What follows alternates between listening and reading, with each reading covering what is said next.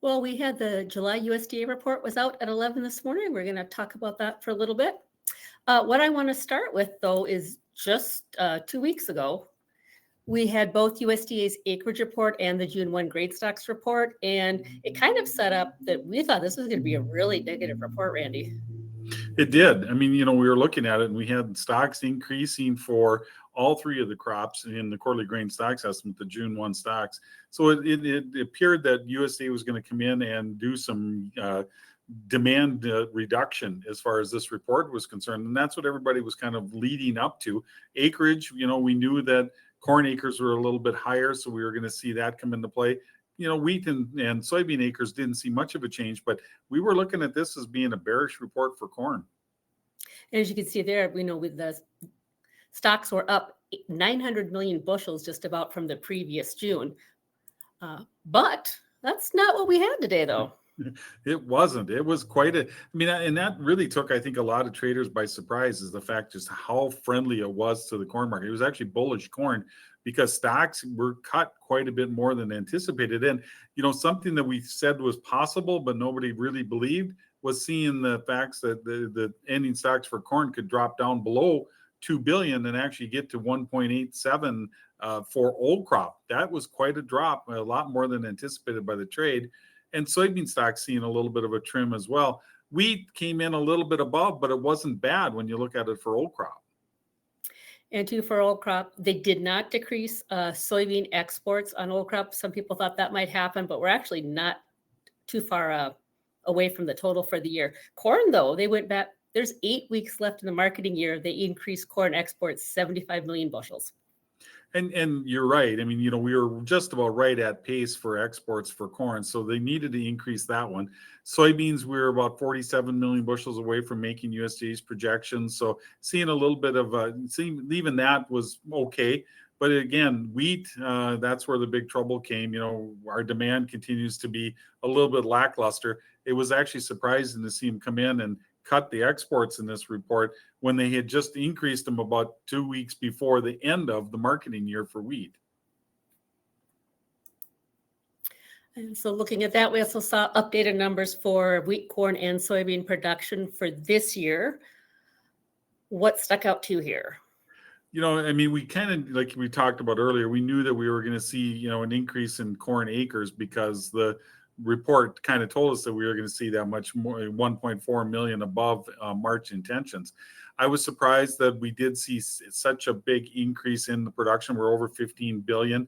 Soybean production dropping a little bit. I wasn't surprised that USDA didn't make any changes to the yield because it's just too early in the season to see anything change for yield wise.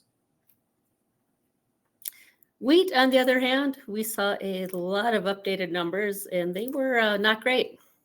Not great. That's putting it mildly when you look at these numbers. Coming in with all wheat production breaking above 2 billion, 96 more than expected by the trade, 133 million above the previous report. And the big share of it, all winter wheat saw a pretty good increase, up 22 from expectations and 46 from the previous report.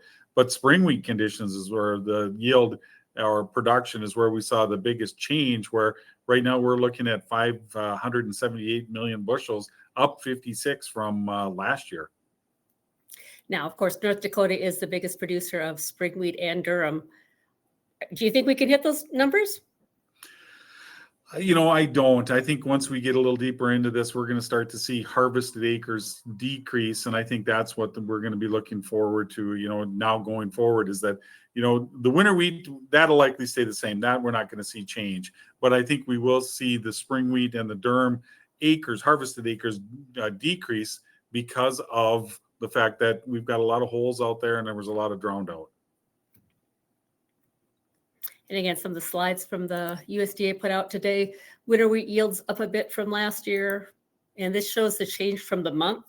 I know they were saying earlier that Kansas was going to have a horrible wheat crop, and it turns out probably not as bad as they thought. No, not as bad at all. You're looking at 43 bushels to the acre average yield. That's up 7.5% from the previous month. I talked to a elevator manager in Kansas this morning who said that they handled 130% he's down in that southwest corner, and he said they handled about 130% of last year's wheat bushels this year. So 30% more than what they did last year. That's pretty big. And again, winter wheat, we are going to see the biggest production here since 2016. That's, we got close a couple of years, but yeah, that's a long time. I mean, especially, with lower acres, and we're seeing the production climb like that's not a good sign. On the spring wheat side, we're seeing quite a big yield jump from last year, state by state. North Dakota, they're expecting a record spring wheat yield this year.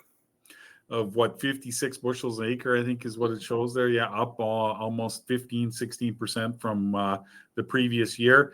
And I think the yield could be there on the crop that's out there. But again, when you start looking at it against harvested acres, I think we'll see that yield maybe dwindle a little bit. And again, spring wheat production, now we're going back to just below 2020. Which is, a big increase when you look at it over the last couple of years, from 21 to where we are now, we're seeing a pretty good increase. And a lot of it is due to the better than expected yields. Looking at Durham, again, we're supposed to see expecting a yield above trend. And again, expecting North Dakota to see a record yield. And that's a little bit of a surprise, but, the Durham is raised up into the regions, the north central, the northwest, where they haven't seen as much of the flooding rains and issues that we have here in the southern regions. So it's likely they're going to have a pretty good crop. Right now, the bigger thing to look forward to or to watch for wheat and for Durham is for scab, because of the wet season that we've had. That's going to be one of the bigger concerns to watch going forward. And Durham production again there, highest since 2016, if realized. And then we were wondering what's the record before that. We'll have to go research that next week. That will be interesting to see that. I mean, there we produced over 100 million bushels, and then we've had a pretty good drop since then. But to come in at 89, we could be flirting with that number if yields come in a little bit better than expected. So new crop ending stocks, again, corn was a surprise with those stocks coming in 182 million bushels below what the trade expected. Soybeans pretty neutral, but wheat again, a lot higher than they expected. A lot higher. And what really this shows us is that we don't have a lot of room for margin of error anymore in corn and soybeans, because the stock's being cut more than anticipated. And all of a sudden you take one bushel off our corn yield, we take it from 180 down to a 179. Now all of a sudden you're back down below 2 billion in ending stocks for corn. That tells me that this market needs to start or try to put a little bit of weather premium back in again.